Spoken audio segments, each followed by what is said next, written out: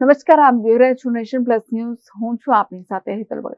ખંભાત નગરપાલિકામાં સરકારી કર્મચારીઓ અને ચૂંટાયેલા નગરસેવકો પ્રજાના ટેક્સમાંથી માત્ર પોતાનું ગુજરાન ચલાવવા જ દિવસો પૂરા કરતા હોય એવું સ્પષ્ટ ચિત્ર લોકોને નજરે પડી રહ્યું છે. ખંભાત નગરપાલિકાનો આવો તો કેવો વહીવટ! નગરપાલિકામાં સરકારી કર્મચારીઓ અને નગરસેવકો હોવા છતાં અપાર અસુવિધાઓથી ભરપૂર છે.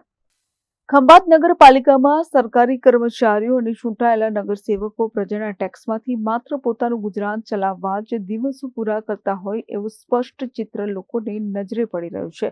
હાલ નગરપાલિકામાં બિન અસરકારક વહીવટી અને આંતરિક વિવાદોને કારણે સ્થાનિક નાગરિકોને અનેકો મુશ્કેલીનો સામનો કરવો પડી રહ્યો છે, જેને કારણે નગરપાલિકાની કામગીરી સંપૂર્ણપણે નિષ્ફળ સાબિત થઈ રહી છે.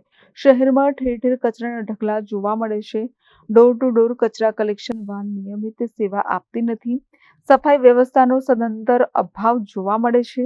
શહેરના અનેક માર્ગો પર મોટા મોટા ખાડાઓ પડ્યા છે. નાગરિકોની વારંવારની રજૂઆતો છતાં તંત્ર દ્વારા કોઈ કાર્યવાહી કરવામાં આવતી નથી. કહો કે તેમના પેટનું પાણી પણ હાલતું નથી.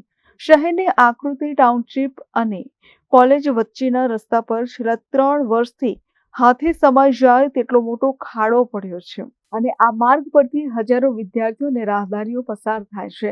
ત્યારે ચોમાસામાં સ્ટ્રીટ લાઇટના અભાવે રાત્રે અકસ્માતથી મોત માથે ભમતું હોય તેવી પ્રતીતિ લોકો અનુભવી રહ્યા છે. જોકે વિશેષ ચિંતાનો વિષય એ છે કે છેલ્લા 8 મહિનાથી નગરપાલિકાના ચીફ ઓફિસર કચેરીમાં દેખાતા નથી અને નગરસેવકોને લોકોની ફરિયાદ સાંભળવાનો સમય જ નથી. ત્યારે લોકો જાય તો જાય ક્યાં એવી પરિસ્થિતિ ઊભી થઈ છે. Hiran Nation Plus news Khambhat. સમાચારોના સતત અપડેટ મેળવવા માટે અમારી નેશન પ્લસ ન્યૂઝની યુટ્યુબ ચેનલને સબસ્ક્રાઇબ કરો, બેલ આઇકન દબાવો અને જોડાયેલા રહો ફેસબુક, ઇન્સ્ટાગ્રામ અને ટ્વિટર પર.